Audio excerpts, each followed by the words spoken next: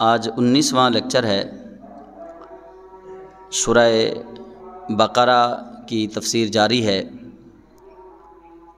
اور آج اس کا انتہائی اہم مضمون شروع ہو رہا ہے۔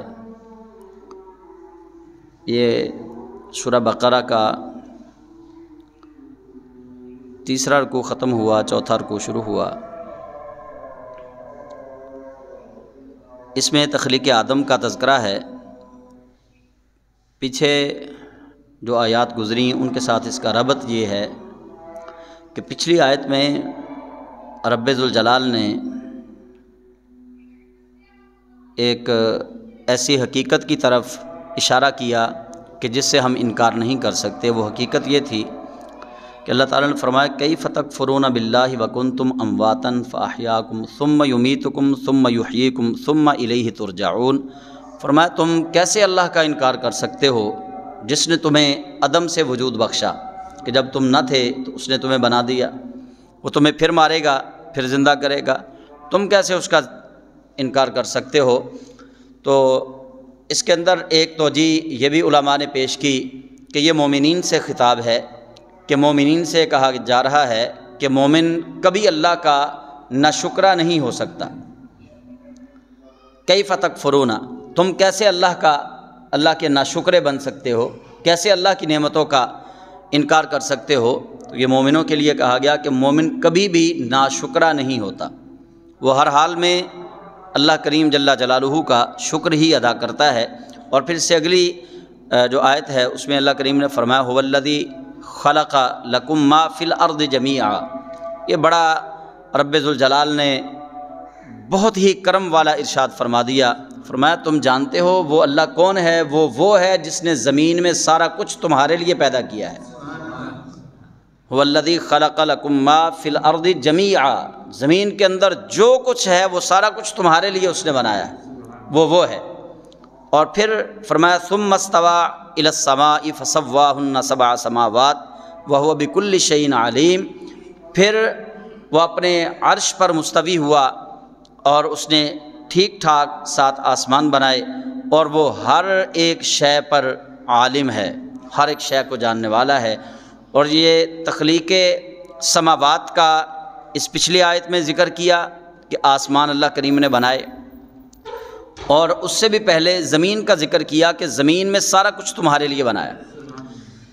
اس لیے اس کے اندر اختلاف ہے مفسرین کا، محدثین کا، کہ پہلے اللہ کریم نے زمین بنائی یا پہلے آسمان بنایا۔ تو بزرگ فرماتے ہیں ہمیں اس بحث میں نہیں پڑھنا چاہیے، پہلے جو بھی اللہ نے بنا دیا بس وہ بہتر ہے۔ لیکن قرآنی آیات بتا رہی ہیں کہ پہلے اللہ کریم جل جلالہ نے زمین کو بنایا، اور قرآنی آیات ہی بتا رہی ہیں کہ پہلے آسمان کو بنایا۔ بہرحال اس بحث میں ہمیں نہیں پڑھنا، ہمیں تو اللہ کریم جل جلالہ کی جو بنائی ہوئی چیزیں ہیں ان پر ایمان لانا ہے کہ اللہ کریم نے زمین کو بنایا، آسمان کو بنایا۔ اور پھر اللہ کریم اب ایک ایسے واقعہ کی طرف ہماری توجہ اللہ کریم نے مبذول کروائی ہے کہ شاید ہم اس حقیقت کو جان سکیں کہ دراصل آدم کی حقیقت کیا ہے اور آدم کا مقام اور مرتبہ کیا ہے۔ اور رب تعالیٰ جل جلالہ نے فرمایا وَإِذْ قَالَ رَبُّكَ لِلْمَلَائِكَةِ إِنِّي جَاعِلٌ فِي الْأَرْضِ خَلِيفَةً، اور یاد کرو اس وقت کو جب تمہارے رب نے کہا فرشتوں سے، کیا کہا؟ انی جاعل فی الارض خلیفہ، میں زمین میں اپنا خلیفہ بنانے والا ہوں، میں زمین میں اپنا خلیفہ بنانے والا ہوں۔ اس سے کچھ مفسرین یہ قیاس کرتے ہیں کہ اگر زمین پہلے نہ ہوتی تو رب ذوالجلال یہ نہ فرماتا کہ انی جاعل فی الارض خلیفہ، کہ آسمانوں میں تو تم ہو، زمین میرے خلیفہ سے خالی ہے، اب میں زمین میں اپنا خلیفہ بنانے والا ہوں۔ تو فرشتوں سے جو رب قدوس نے یہ فرمایا ہے کہ میں زمین میں خلیفہ بنانے والا ہوں، یہ فرشتوں سے رب ذوالجلال نے مشورہ نہیں کیا۔ اللہ کو کسی سے مشورہ کی کوئی ضرورت نہیں، اللہ کریم مشورہ سے پاک ہے۔ فرشتوں سے اللہ کریم نے یہ مشورہ نہیں کیا۔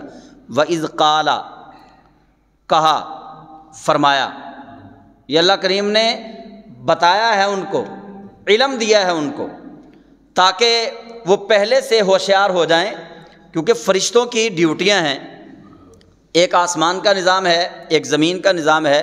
کچھ فرشتوں کو آسمان کے نظام کو مینٹین کرنے کے لیے اللہ کریم جل جلالہ نے رکھا ہوا ہے، ان کی ڈیوٹیز لگائی ہوئی ہیں۔ کچھ فرشتوں کو زمین کا نظام چلانے کے لیے اللہ کریم نے منتخب فرمایا ہوا ہے۔ تو اللہ کریم نے جو فرشتوں کو یہ بتایا کہ انی جاعل فی الارض خلیفہ، میں زمین میں اپنا خلیفہ بنانے والا ہوں، یہ انہیں بتایا ہے کہ وہ پروٹوکول کے لیے، استقبال کے لیے تیار ہو جائیں۔ وہ ایک اللہ کریم کا امر آنے والا ہے، اس امر کے لیے متوجہ ہو جائیں، ہوشیار ہو جائیں۔ تو فرشتے اللہ کریم جل جلالہ کے حضور موجود تھے۔ اب فرشتوں نے جب یہ بات سنی، انہوں نے کہا اتجعل، قالوا، انہوں نے کہا اتجعل فیہا، کیا یا اللہ تو اس کو بنائے گا زمین کے اندر خلیفہ جو من یفسد فیہا ویسفک الدماء، جو فساد برپا کرے گا اور خون بہائے گا اس زمین کے اندر، اس کو بنائے گا خلیفہ؟ تو اللہ کریم جل جلالہ کے حضور فرشتے عرض کر رہے ہیں یا اللہ خلیفہ بنانے کی ضرورت تو نہیں تھی، وَنَحْنُ نُسَبِّحُ بِحَمْدِكَ وَنُقَدِّسُ لَكَ، تیری تسبیح و تحلیل کے لیے تو ہم وقت حاضر ہیں، ہم کر رہے ہیں تیری تسبیح و تحلیل، تیری پاکی بیان کر رہے ہیں، تیرا ذکر کر رہے ہیں، ہم ہیں نا۔ اللہ کریم نے فرمایا قال انی اعلم ما لا تعلمون، فرمایا بے شک میں وہ جانتا ہوں جو تم نہیں جانتے۔ تو یہ آیت ہے جو میں نے تلاوت کی، آیت نمبر 30 ہے یہ سورہ بقرہ کی۔ تو اس کا ترجمہ میں نے آپ کو سنا دیا۔ اب اس کی تفسیر کی طرف آتے ہیں کہ اللہ کریم جل جلالہ نے فرشتوں سے مشورہ نہیں کیا، بلکہ فرشتوں کو بتایا ہے، ان کو آگاہ کیا ہے، علم دیا ہے فرشتوں کو کہ اب کیا ہونے والا ہے۔ تخلیق آدم سے پہلے اللہ کریم نے فرشتوں کو بتا دیا۔ تو اس سے ایک بات یہ پتہ چلی، پہلا جو اس سے نقطہ ہمیں ملا وہ یہ ہے کہ رب ذوالجلال جب تخلیق آدم سے پہلے فرشتوں کو علم دے سکتا ہے کہ اب کیا تخلیق ہونے والا ہے، تو اللہ اپنے انبیاء کو یہ علم عطا فرما سکتا ہے کہ کسی کے ہاں بیٹا پیدا ہوگا یا بیٹی پیدا ہوگی۔ جب رب تعالیٰ فرشتوں کو یہ بتا سکتا ہے، فرشتوں کو یہ علم آ گیا آدم علیہ السلام کی تخلیق سے بھی پہلے، انی جاعل، میں بنانے والا ہوں، فی الارض خلیفہ، ابھی تخلیق آدم نہیں ہوئی، ابھی تخلیق نہیں کیا گیا۔ حضرت آدم علیہ السلام کی تخلیق سے پہلے رب ذوالجلال نے فرشتوں کو آگاہی دے دی، ان کو علم عطا فرما دیا۔ پتہ چلا کہ اللہ کے علم عطا فرما دینے سے فرشتوں کو جب تخلیق آدم سے پہلے معلوم ہو سکتا ہے، تو انبیاء و مرسلین کو اور اولیاء کاملین کو بھی اللہ کریم جل جلالہ وحی کے ذریعے انبیاء و مرسلین کو بتاتا ہے، الہام اور القاء کے ذریعے رب ذوالجلال اپنے اولیاء کو بتاتا ہے۔ تو رب ذوالجلال یہ بتا سکتا ہے، اور اللہ کے بتانے سے یہ علم نبیوں اور ولیوں کو آ سکتا ہے کہ کسی کے ہاں بیٹا پیدا ہونا ہے یا بیٹی پیدا ہونی ہے، اللہ کے بتانے سے۔ جیسے یہ اللہ کے بتانے سے فرشتوں کو پہلے ہی پتہ چل گیا کہ اب اللہ انسان کو بنائے گا۔ اب فرشتوں نے بات یہ سنی کہ اللہ خلیفہ بنانے والا ہے۔ اب خلیفہ کس کو کہتے ہیں؟ خلیفہ کہتے ہیں نائب کو، کہ جب انسان سے کوئی چیز سنبھالی نہ جائے تو خلیفہ مقرر کرتا ہے، بہت زیادہ جب چیزیں بکھر جائیں ان کو سمیٹنے کے لیے اپنا نائب ایک مقرر کرتا ہے، یا پھر انسان فوت ہو جائے تو پیچھے اپنا نائب چھوڑ کے جاتا ہے، جس کو ہم خلیفہ بولتے ہیں۔ باپ کے بعد اس کا بیٹا خلیفہ ہوتا ہے، جیسے بادشاہ اپنے پیچھے کی خلیفہ کو منتخب کر کے جاتے ہیں۔ لیکن اللہ کریم جل جلالہ کی ذات تو ایسی ذات ہے کہ جو تھکتی نہیں ہے چیزوں کو سنبھالتے ہوئے۔ اللہ کریم تھکاوٹ سے پاک ہے، یہ تو ہو نہیں سکتا کہ اس سے سنبھالا نہ جائے، پھر خلیفہ کیوں؟ اور اللہ کریم نے انتقال کرنا نہیں، فوت اللہ نے ہونا نہیں، اللہ تو دائمی ہے، ابدی ہے، پھر خلیفہ کیوں؟ پھر خلیفہ اللہ نے کیوں بنایا؟ رب ذوالجلال نے خلیفہ دراصل اپنے لیے نہیں بنایا بلکہ بندوں کے لیے بنایا ہے۔ اللہ کو خلیفہ کی ضرورت نہیں تھی، خلیفہ کی ضرورت تھی بندوں کو، اللہ کو خلیفہ کی ضرورت نہیں تھی۔ بندوں کو کیوں ہے؟ بندوں کے اندر بہت ساری کثافتیں ہیں، جیسے ہم گناہ گار لوگ ہیں، ہمیں شک ہے کہ ہماری دعا قبول ہوگی یا نہیں ہوگی، پاک ہمیں کوئی نہیں۔ لیکن فرشتے معصوم عن الخطا ہیں، انبیاء و مرسلین معصوم عن الخطا ہیں، ان کی دعاؤں میں شک نہیں کیا جا سکتا، ان کی دعائیں قبول ضرور ہوں گی۔ اب جن کی زندگی کثافتوں سے لبریز ہے، گناہوں اور خطاؤں سے لبریز ہے، اس اعلیٰ و رفیع اور پاکیزہ ہستی کی طرف رجوع کرنے میں ان کو خلیفہ کی ضرورت تھی، اللہ کریم کو خلیفہ کی ضرورت نہیں تھی۔ اس لیے رب ذوالجلال نے ہماری ضروریات کو پورا کرنے کے لیے، ہمارے معاملات اور مسائل کو حل کرنے کے لیے اللہ کریم نے خلیفہ بنایا، ہماری سہولت کے لیے۔ اللہ نے اپنی سہولت کے لیے یا نعوذ باللہ اپنی تھکاوٹ کی وجہ سے اللہ نے خلیفہ نہیں بنایا، اللہ نے خلیفہ ہماری ضروریات کو پورا کرنے کے لیے بنایا ہے۔ تو فرشتے جو ہیں وہ اس پہ متعجب ہوئے، انہیں تعجب ہو رہا ہے، اس کو اللہ خلیفہ بنائے گا۔ تو اللہ کریم جل جلالہ نے خلیفہ جو ہے نائب اپنا، اس نائب کے لیے 4 طرح کے الفاظ اللہ کریم نے استعمال کیے ہیں: خلیفہ، آدم، بشر اور انسان۔ خلیفہ اس لیے اس کو کہا کہ وہ اللہ کے جو اوامر و نواہی ہیں وہ اللہ کی مخلوق میں ان کو رائج کرے گا، اس لیے وہ رب کا نائب ٹھہرا۔ آدم اس لیے کہا کہ یہ حضرت آدم کو مٹی سے بنایا گیا تھا، اور اس کے چہرے مہرے، اس کی وضع قطع، اس کے جسم کی وجہ سے اس کو بشر کہا گیا، اور اس کی حقیقت اور اس کی ماہیت کی وجہ سے اس کو انسان کہا گیا۔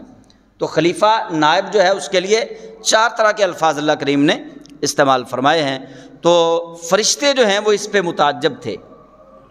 فرشتے متعجب کیوں تھے؟ اللہ کریم نے انسانوں سے پہلے جنات کو بنایا ہے۔ جب آپ قرآن کریم کی ایک آیت عموماً آپ سنتے رہتے ہیں، اس کی طرف توجہ کریں گے نا کہ وما خلقت الجن والانس الا لیعبدون، اللہ کریم نے جنوں اور انسانوں کو اپنی عبادت کے لیے تخلیق فرمایا ہے۔ تو وہاں وما خلقت الجن والانس، پہلے جن پھر انسان، تو جنات انسان سے پہلے اللہ نے بنائے۔ اب فرشتوں نے یہ کیوں کہا کہ یہ تو زمین میں فساد برپا کرے گا، خون ریزی کرے گا؟ یہ فرشتوں نے غیبت نہیں کی، برائی نہیں بیان کی فرشتوں نے، بلکہ یہ فرشتوں نے ایک ایسا ایکسپیریمنٹ دیکھا زمین پہ کہ اللہ کریم نے زمین پہ بھیجے جنات نے آ کے زمین پہ فساد برپا کیا، آپس میں لڑائی کی۔ پھر اللہ رب ذوالجلال نے فرشتوں کو بھیجا تو فرشتوں نے ان کو بھگا دیا، ان کو پھر ٹھکانے لگایا۔ فرشتوں نے چونکہ یہ معاملہ دیکھا ہوا تھا جنات والا، تو اس لیے انہوں نے فوراً کہا کہ یا اللہ تو نے پہلے زمین پہ جنات بھیجے تھے، انہوں نے فساد برپا کیا، انہوں نے خون ریزی کی، اب اس کو بنائے گا تو یہ بھی وہی کام کرے گا۔ فرشتوں نے اس لیے کہا۔ اور دوسرا فرشتوں نے کیوں کہا؟ دوسرا فرشتوں نے اس لیے کہا کہ فرشتوں کے اندر ہے صرف قوت عقلیہ، ایک تو وہ نورانی ہے، نوری مخلوق ہے، دوسری ان کے اندر ایک طرح کی قوت ہے، وہ ہے قوت عقلیہ، عقلی قوت، شعور والی قوت۔ اللہ کریم جل جلالہ جو انہیں فرماتا ہے وہ کام کر دیتے ہیں، اس کے علاوہ وہ کام نہیں کرتے۔ انہوں نے اس لیے انسان کو اپنے سے کم تر سمجھا، انہوں نے کہا ہمارے اندر تو قوت عقلیہ ہے، قوت شہوانیہ سے، شہوات سے ہم پاک ہیں، غضب سے، غصے سے ہم پاک ہیں، نہ ہمارے اندر قوت شہوانیہ ہے، نہ ہمارے اندر قوت غضبیہ ہے، غصے والی قوت ہے، تو ہمارے اندر تو صرف ایک ہی قوت ہے، قوت عقلیہ، ہم تو اس سے بہتر ہیں انسان سے۔ انہیں یہ نہیں معلوم تھا کہ اللہ کریم نے انسان کو جو 3 قوتیں دی ہیں، انسان کو دراصل اللہ پاک نے قوت شہوانیہ بھی دی، شہوات، اور قوت غضبیہ، غصے والی جو قوت ہے یہ بھی عطا کی، اور قوت عقلیہ، عقل والی قوت بھی دی۔ تین طرح کی قوتیں ہیں۔ فرشتے سمجھتے تھے جس کے اندر تین قوتیں ہیں، تین میں سے ایک قوت ٹھیک ہے، قوت عقلیہ۔ قوت غضبیہ یعنی غصے والی قوت بھی انسان کو ڈیگریڈ کرتی ہے، اور قوت شہوانیہ یہ بھی انسان کو ڈیگریڈ کرتی ہے۔ انہوں نے کہا یہ تو گناہ کرے گا، کبھی غصے سے خون ریزی کرے گا، کبھی شہوات کی وجہ سے فساد برپا کرے گا، لیکن وہ اللہ کریم جل جلالہ کی جو معرفت تھی، جو اللہ کی حکمت تھی، اس کو نہ سمجھ سکے۔ جب انسان اپنی شہوات پہ کنٹرول کرتا ہے تو اس کے اندر عفت پیدا ہوتی ہے، پاکیزگی۔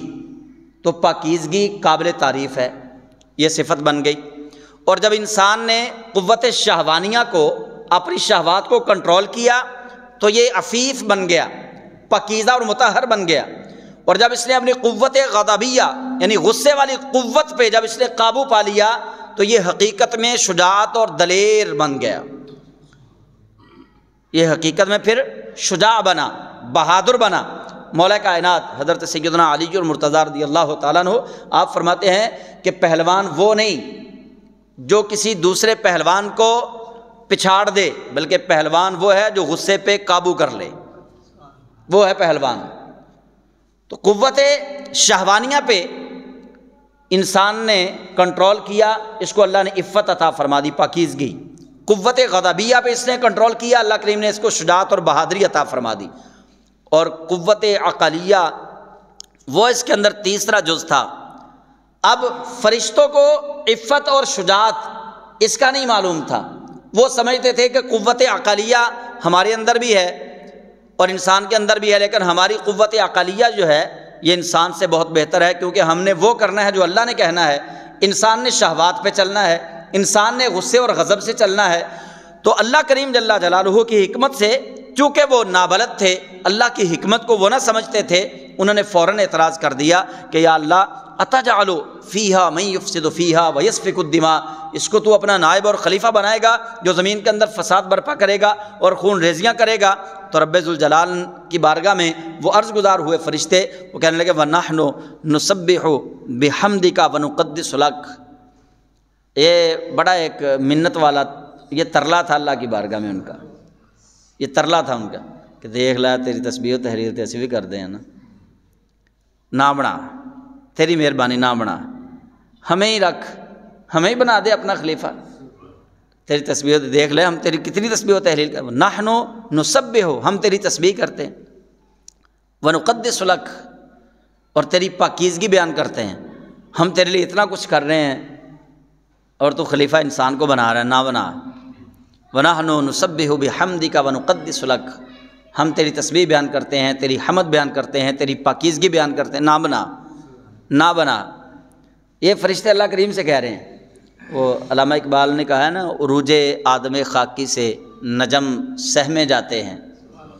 اس کے عروج کو دیکھ کے نجم جو ہے کہ کہیں ٹوٹا ہوا تارا ماہ کامل نہ بن جائے، یہ اقبال رحمۃ اللہ علیہ یہ قرآن کو سمجھ رہے ہیں۔ اب دیکھیے لوگ سمجھتے ہیں شاید عالم وہ ہے جو مدرسے میں پڑھا ہو، جس نے صرف و نحو پڑھی ہو، جس نے کسی استاد کے سامنے گھٹنے ٹیکے ہوں۔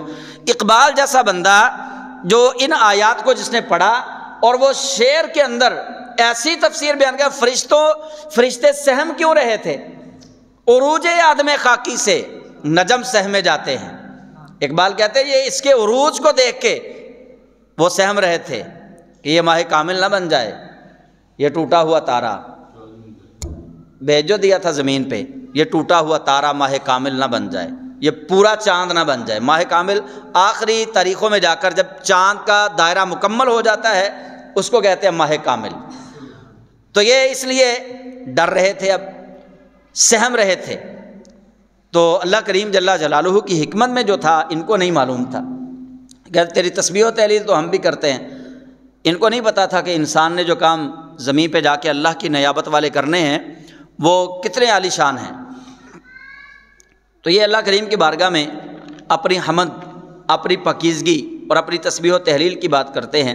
تو رب تعالیٰ جل جلالہ نے فرشتوں کو ایک ہی بات کہی، فرمایا قال انی اعلم ما لا تعلمون، بے شک میں وہ جانتا ہوں جو تم نہیں جانتے۔ یعنی رب قدوس جل جلالہ نے ان کے جو قیافے تھے، ان کے جو مفروضے تھے، اللہ نے ان سب کو غلط کر دیا۔ فرمایا تمہارے جو مفروضے ہیں نا، تم نے جنات کو دیکھا فساد برپا کرتے ہوئے، تم نے ابھی انسان کو تو دیکھا ہی نہیں، وہ تو تم نے ایک مفروضہ قائم کیا ہے، وہ تو تم نے ایک ایسی چیز دیکھی ہے کہ جن کو میں نے بھیجا تھا اور انہوں نے جا کر فساد برپا کیا، خون ریزی کی، ایک دوسرے کو مارا، تم نے ان کو دیکھا تو انسان پہ محمول کر لیا۔ فرمایا نہیں، اب میں بڑی اعلیٰ چیز بھیجنے جا رہا ہوں، اب بڑی اعلیٰ چیز جا رہی ہے، اب ایسی اعلیٰ چیز خلیفہ کے طور پہ میں بنا رہا ہوں کہ جن کو تم سجدہ کرو گے، جن کے آگے تم سجدہ ریز ہو جاؤ گے۔ تو اللہ کریم جل جلالہ نے، آپ جب دیکھیں گے نا ادھر یہ آیت، انی جاعل فی الارض خلیفہ، بے شک میں زمین میں خلیفہ بنانے والا ہوں، یہاں آدم علیہ السلام کا ذکر نہیں ہے، انسان کا بھی ذکر نہیں، صرف خلیفہ کی بات ہے، صرف خلیفہ کی بات ہے۔ تو فرشتے سمجھ رہے ہیں کہ کیا بننے جا رہا ہے، چونکہ فرشتے اللہ کے قرب میں رہتے تھے، تو پتہ چلا فرشتے جب اللہ کے قرب میں تھے، اب یہ سمجھنے والی بات ہے، فرشتے چونکہ اللہ کے قرب میں رہتے تھے، اللہ انہیں بتا رہا ہے نا، وَإِذْ قَالَ رَبُّكَ لِلْمَلَائِكَةِ إِنِّي جَاعِلٌ فِي الْأَرْضِ خَلِيفَةً، جو اللہ کے قرب میں ہو اسے چیزوں کی شناسائی ہوتی ہے، جو اللہ کے قرب میں ہو اسے چیزوں کا علم ہوتا ہے۔ کتنا ہوتا ہے؟ جتنا ان کے قریب ہونے پہ اللہ ان پہ کرم کرے۔ اب قریب سارے بہت ہیں، آپ سارے میرے قریب ہیں، میں بڑا آپ سے پیار کرتا ہوں سب سے، لیکن آپ میں سے یہ کوئی بھی نہیں جانتا کہ سب سے زیادہ میرے قریب کون ہے۔ میں کوشش کرتا ہوں جس سے ملوں اس کو احساس یہی ہو کہ مجھ سے بڑی محبت ہے، لیکن میرے دل میں آپ میں سے جو سب سے زیادہ قریب ہے وہ کسی کو نہیں معلوم ہوگا۔ اللہ کے قریب سارے فرشتے تھے، مقربین ہم ان کو کہتے ہیں، مقربین، وہ سارے اللہ کے قریب تھے۔ پتہ چلا اللہ کی قربت جتنی کسی کو میسر آئے گی اتنی ہی اس کی یہ آنکھیں بھی روشن ہوں گی، دل کی آنکھیں بھی اس کی روشن ہوں گی، اس کے علم کے اندر اتنا ہی اضافہ ہوتا چلا جائے گا جو اللہ کے قرب میں ہوگا۔ یہی وجہ ہے کہ ہم اہل سنت و جماعت حضور سید العالمین صلی اللہ علیہ وآلہ وسلم کو عالم ما کان و ما یکون کہتے ہیں کہ جب اللہ نے یہ فرما دیا الرحمن علم القرآن، رحمان وہ ہے جس نے مصطفیٰ کو خود قرآن سکھایا ہے، تو ہم کہتے ہیں اللہ نے جو قربتیں مصطفیٰ جان رحمت کو عطا کی ہیں وہ کسی ملائکہ مقربین کو عطا نہیں کی۔ سب سے زیادہ اللہ نے جو قرب عطا کیا ہے وہ حضور جان رحمت کو ہی عطا کیا ہے۔ تو رب ذوالجلال نے جب فرشتوں کو اپنے قرب میں رکھا تو فرشتوں کے بعد ابھی تخلیق آدم ہونے والی ہے، لیکن فرشتوں کو وہ علم پہلے سے موجود ہے۔ اچھا، اس کی توجیہ علماء نے یہ بھی پیش کی کہ فرشتے دراصل چونکہ اللہ کے قرب میں رہتے تھے تو وہ ان کو اطلاع ملتی رہتی تھی، آسمان کی خبریں فرشتوں تک پہنچتی رہتی تھی۔ اب خبریں کیسے پہنچتی ہیں؟ یہ اب معاملہ جو ہے ڈیجیٹل دور ہے، اس کے اندر سمجھنا انتہائی آسان ہو چکا ہے، انتہائی آسان ہو چکا ہے۔ بندہ امریکہ میں بیٹھا ہے اور بات یہاں ہو رہی ہے، اور اس سے بھی آسان سمجھا دوں تو بندہ چاند پہ پہنچا ہے اور وہ وہاں پہنچ کے جناب بات امریکہ میں کر رہا ہے، بات فرانس میں کر رہا ہے، پیچھے وہ جو سائنسدان بیٹھے ہوئے ہیں زمین پہ ان کو بتا رہا ہے جی میں چاند پہ پہنچا ہوں، یہاں میں نے انسانی قدم دیکھا ہے، میں چاند پہ پہنچا ہوں یہاں میں نے پانی دیکھا ہے، میں چاند پہ پہنچا ہوں یہاں میں نے پودوں کے نشانات دیکھے۔ اب یہ بات ختم ہو گئی کہ فرشتوں کو وہ اطلاع کیسے ملتی تھی۔ اب اگر انسان یہ ترقی کر کے، یہ عروج آدم ہے کہ انسان یہ ترقی کر کے یہاں تک پہنچا کہ چاند پہ پہنچ کے بھی زمین والوں سے بات کرتا ہے، جب انسان یہ کمال حاصل کر سکتا ہے تو نبی رحمت شفیع داور والی امت صلی اللہ علیہ وسلم تو الانسان ہیں۔ عام انسان یہ کمال حاصل کر سکتا ہے تو حضور تو الانسان ہیں، خاص انسان۔ آپ کی تو بات ہی کچھ اور ہے۔ اللہ فرماتا ہے نا والتین والزیتون وطور سینین لقد خلقنا الانسان، یہ جو الانسان ہے نا اس سے مراد مفسرین کہتے ہیں الانسان حضور سید العالمین ہے۔ انسان اللہ نے بڑے پیدا کیے ہیں، الانسان حضور کی ذات ہے۔ تو یہ میں بات کر رہا ہوں کہ فرشتے جو اللہ کے قرب میں تھے انہیں علم ہوا، کیا علم ہوا کہ یہ جس کو اللہ کریم بنا رہا ہے یہ فساد برپا کرے گا۔ اب یہ فرشتوں نے آدم علیہ السلام کے لیے فساد والا لفظ استعمال کیا، خون ریزی والا لفظ استعمال کیا، یہ غیبت نہیں ہے، یہ ان کا مفروضہ تھا، ان کا تجربہ تھا جنات کو دیکھ کے۔ اچھا، اللہ کریم جل جلالہ نے اب فرشتوں نے چونکہ ایک بات کہی، انہوں نے کہا وَنَحْنُ نُسَبِّحُ بِحَمْدِكَ وَنُقَدِّسُ لَكَ، ہم تیری تسبیح و تحلیل کرتے، تیری حمد بیان کرتے، تیری پاکی بولتے ہیں، ہمیں بنا خلیفہ۔ فرشتے یہ سمجھتے تھے کہ شاید اللہ اس کو اس لیے خلیفہ بنا رہا ہے، آدم کو، انسان کو اللہ اس لیے خلیفہ بنا رہا ہے، فرشتوں کے علم میں یہ تھا کہ اللہ اس لیے آدم کو خلیفہ بنا رہا ہے کہ یہ اللہ کی پاکیزگی بیان کرے گا، یہ اللہ کی تسبیح ہم سے زیادہ کرے گا، یہ اللہ کی پاکی ہم سے زیادہ بیان کرے گا۔ اللہ نے کیا جواب دیا؟ فرمایا انی اعلم ما لا تعلمون، میں وہ جانتا ہوں جو تم نہیں جانتے۔ پھر اللہ کریم فرماتا ہے وَعَلَّمَ آدَمَ الْأَسْمَاءَ، اللہ کریم نے آدم علیہ السلام کو الاسماء، یہ اسم کی جمع ہے، اسماء کا علم دیا، اسماء کا علم دیا۔ یہ الاسماء کی دو طرح کی تفسیر ہے۔ پہلی تفسیر اس کی میں آپ کو بتا دیتا ہوں کہ الاسماء سے مراد ایک تو یہ ہے، روحانیت تصوف والے جو لوگ ہیں انہوں نے الاسماء سے مراد اللہ کریم کے اسماء لیے ہیں، اللہ نے اپنے اسماء کا علم عطا فرما دیا، اسماء ذاتیہ کا، اسماء صفاتیہ کا، اور وہ علم فرشتوں کو نہیں تھا۔ وہ فرشتے کہہ رہے ہیں وَنَحْنُ نُسَبِّحُ، ہم تسبیح بیان کرتے ہیں، بِحَمْدِكَ، تیری حمد بیان کرتے ہیں، وَنُقَدِّسُ لَكَ، تیری پاکی بولتے ہیں۔ تین چیزیں انہوں نے کہی۔ فرشتوں کو یہ تھا کہ جن الفاظ کے ساتھ ہم اللہ کا ذکر کر رہے ہیں نا، شاید یہ الفاظ کسی اور کو نہیں آتے، شاید وہ اللہ کے اسماء جن سے ہم اللہ کی تسبیح و تحلیل کر رہے ہیں نا، وہ اسماء کسی اور کو نہیں پتہ، جو اسماء اللہ کے ہمیں پتہ ہے، جن اللہ کے ناموں سے ہم اللہ کو پکارتے ہیں ان ناموں کا کسی اور کو علم نہیں ہے۔ تو اللہ کریم نے جواب دیا، فرمایا وَعَلَّمَ آدَمَ الْأَسْمَاءَ كُلَّهَا، رب نے اپنی ذات کے سارے اسماء آدم علیہ السلام کو سکھا دیے۔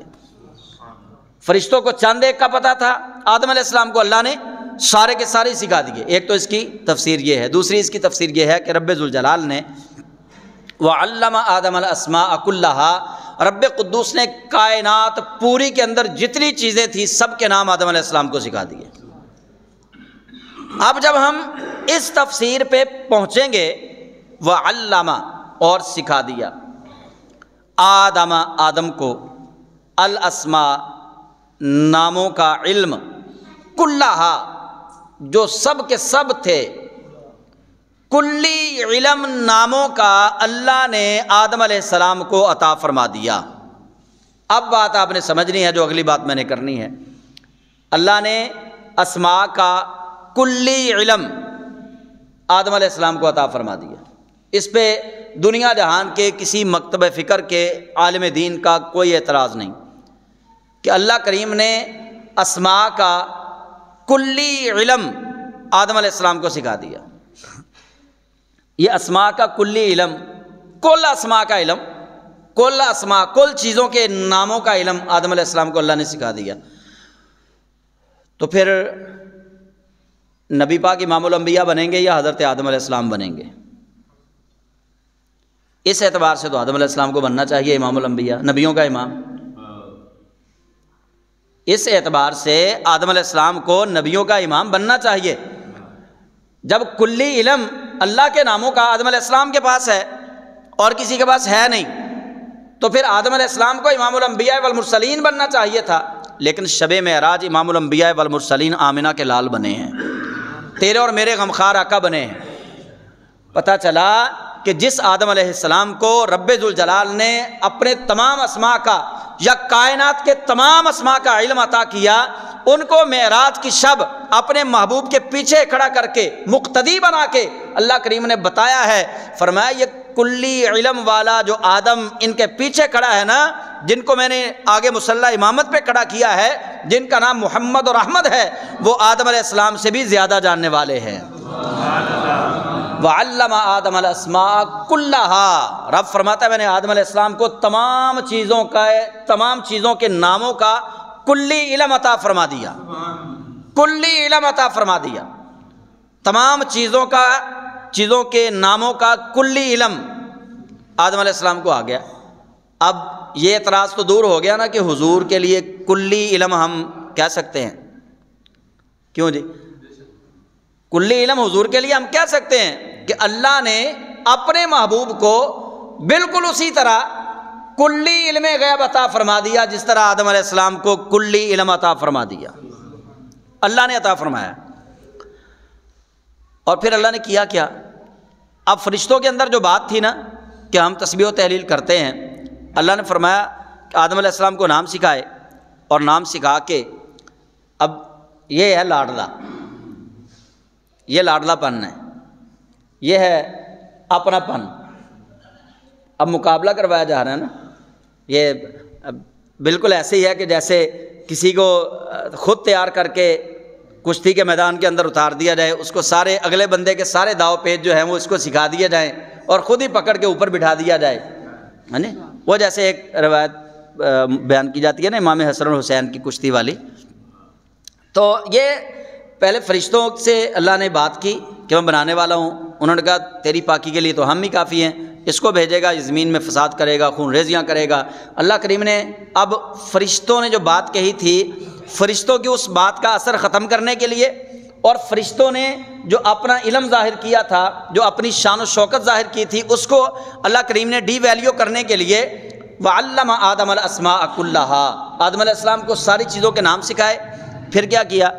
ثُمَّ عَرَضَهُمْ عَلَى الْمَلَائِكَةِ، پھر ان ناموں کو، پھر ان چیزوں کو فرشتوں کے سامنے پیش کر دیا۔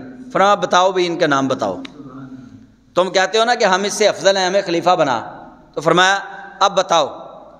ثم عرضهم، پھر ان کو پیش کیا علی الملائکہ، فرشتوں پر پیش کر دیا۔ فرمایا دو خبر، فقال انبئونی، مجھے خبر دو۔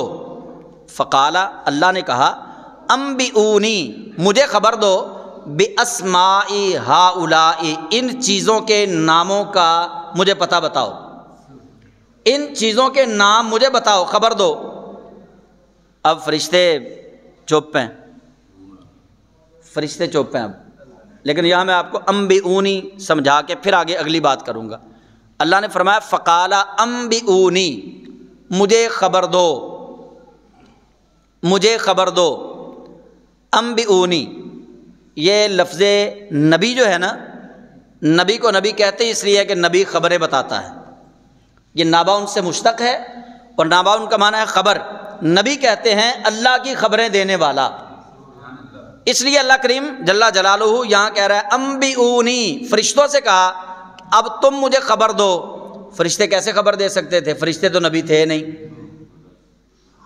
فرشتے تو نبی تھے نہیں، اس لیے فرمایا فقال انبئونی باسماء ہؤلاء ان کنتم صادقین، اگر تم سچے ہو، اگر تم سچے ہو تو دو خبر، اگر تم اپنے دعویٰ میں سچے ہو کہ ہم اس سے افضل ہیں تو پھر دو خبر، ان چیزوں کے نام بتاؤ۔ قالو، فرشتے بولے سبحانک، تو پاک ہے، لا علم لنا، ہم نہیں جانتے، ہمیں نہیں علم، الا ما علمتنا، مگر وہی ہمیں علم ہے جو تو نے ہمیں عطا فرما دیا، تو نے جتنا ہمیں علم دیا تھا ہمیں وہی پتہ ہے۔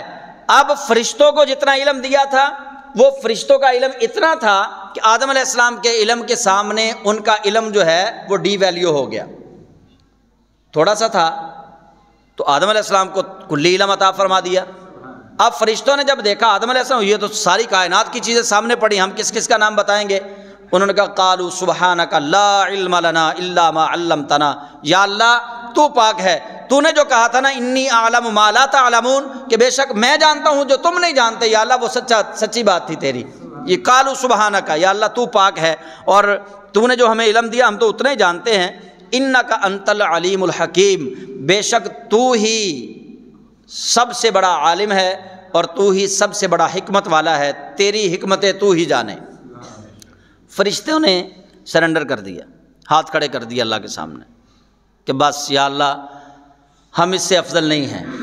وَنَحْنُ نُسَبِّحُ بِحَمْدِكَ وَنُقَدِّسُ لَكَ کہہ کے انہوں نے کہا تھا یا اللہ اس کو خلیفہ بنائے گا، ہم اس کے مقابلے میں تیری عبادت ہمہ وقت کرتے ہیں، ہر لمحہ ہر گھڑی کوئی سانس خالی نہیں جاتی، تو اس کو خلیفہ بنائے گا ہمارے مقابلے میں؟ تو اللہ کریم جل جلالہ نے پھر علم کی وہ دولت حضرت آدم علیہ السلام کو عطا فرمائی جو فرشتوں کو عطا نہیں کی تھی۔ تو رب ذوالجلال نے فرشتوں کا موازنہ، فرشتوں کا جو کمپیریزن کروایا آدم علیہ السلام سے، وہ علم تھا۔ فرمایا تمہارے پاس علم محدود ہے اور آدم کو میں نے کلی علم عطا فرما دیا ہے، تمام اسماء کا علم عطا فرما دیا ہے۔ جب فرشتوں نے حضرت آدم علیہ السلام کا وہ کلی علم دیکھا ناموں کا، تو وہ سارے کے سارے اللہ کی پاکی بولنے لگے، کہنے لگے قالوا سبحانک لا علم لنا الا ما علمتنا انک انت العلیم الحکیم۔ مالک تو پاک ہے، یا اللہ تو نے جو کہا تھا نا کہ میں خبر رکھتا ہوں جو تم نہیں جانتے، یا اللہ تو نے سچ کہا تھا، مالک ہم نہیں جانتے ان چیزوں کا، ہمیں تو بس اتنا ہی پتہ ہے جتنا تو نے ہمیں کہا ہے۔ تو اللہ کریم نے اب پھر دیکھیے لاڈلا پن، فرمایا قال یا آدم انبئہم باسمائہم، آدم ہن تو دسنا ذرا، پہلے فرشتوں سے پوچھا ہے، ان کو لاجواب کیا خود ہی، فرشتے لاجواب ہو گئے۔ آدم علیہ السلام سے کہا میں چلو بھئی آدم اب آپ بتاؤ نا، قال یا آدم، اے آدم، انبئہم تو خبر دے ان کی، ان چیزوں کی، باسمائہم ان چیزوں کے ناموں کی، اب تم خبر دو۔ تو حضرت آدم علیہ السلام نے پھر وہ خبر دی، فلما انبأہم باسمائہم، پس جب آدم علیہ السلام نے ان چیزوں کے نام بتا دیے نا، تو پھر قال الم اقل لکم، اب اللہ نے پتہ کیا گیا ان کو، دیکھا میں تو واقعہ سی نا، قال الم اقل لکم، یہ میں پنجابی میں تھوڑا اس لیے کہہ دیتا ہوں کہ ہم چونکہ اپنے زاویے سے سمجھتے ہیں نا، اللہ نے باتیں اسی زاویے سے کی ہیں جس زاویے سے ہم سمجھ سکتے ہیں۔ قال الم اقل لکم، میں تو واقعہ سی نا، میں نے تمہیں کہا تھا نا، انی اعلم غیب السماوات والارض، کہ میں غیب جانتا ہوں زمینوں اور آسمانوں کے، تم نہیں جانتے کہ آدم نے کیا کرنا ہے، میں جانتا ہوں کہ آدم سے کیا کروانا ہے۔ تم نے جو مفروضہ پیش کیا تھا نا کہ آدم فساد برپا کرے گا، آدم خون ریزی کرے گا، تمہارا مفروضہ غلط ہے۔ انی اعلم غیب السماوات والارض، میں وہ غیب جانتا ہوں زمینوں اور آسمانوں میں، اور مجھے ہی پتہ ہے میں نے کیا کرنا ہے، تمہیں نہیں پتہ، کسی کو نہیں خبر یہ۔ وَأَعْلَمُ مَا تُبْدُونَ وَمَا تَكْتُمُونَ، اور میں جانتا ہوں جو ظاہر ہے اور جو چھپی ہوئی چیزیں ہیں، تم نہیں جانتے۔ تو رب ذوالجلال نے وہاں فرشتوں کو حضرت آدم علیہ السلام کے سامنے زیر کیا، اور آدم علیہ السلام کو آپ کے علم والی شان کے ذریعے فرشتوں کے سامنے اللہ رب ذوالجلال نے آدم علیہ السلام کی عزت افزائی فرمائی، ان کو خود ہی نام بتا دیے، اور پھر خود ہی اللہ کریم نے فرشتوں سے کہا کہ میں نے تمہیں کہا تھا نا کہ میں غیب جانتا ہوں زمینوں میں آسمانوں میں کیا ہے، اور میں جانتا ہوں کہ ظاہر کیا ہے اور چھپی ہوئی چیزیں کیا ہیں۔ فرمایا تم نے جو مفروضہ قائم کیا تھا نا آدم کے لیے کہ یہ فساد مچائے گا، یہ خون ریزیاں کرے گا، تمہارا وہ مفروضہ غلط ہے۔ یہ میں جانتا ہوں کہ میں نے آدم کو جس کام کے لیے بنایا ہے، میں نے کس طرح آدم سے وہ کام لینا ہے۔ تو یہ 2 آیتوں کی ہی آج 3 آیتوں کی تفسیر ہو سکی۔ انشاءاللہ العزیز پھر اگلے جمعہ باقی جو مضمون ہے، آدم علیہ السلام کو جب سجدہ کیا تو ابلیس نے انکار کیا، تو انشاءاللہ العزیز وہ اگلے جمعہ اس کی تفسیر بیان کی جائے گی۔ وآخر دعوانا ان الحمد للہ رب العالمین۔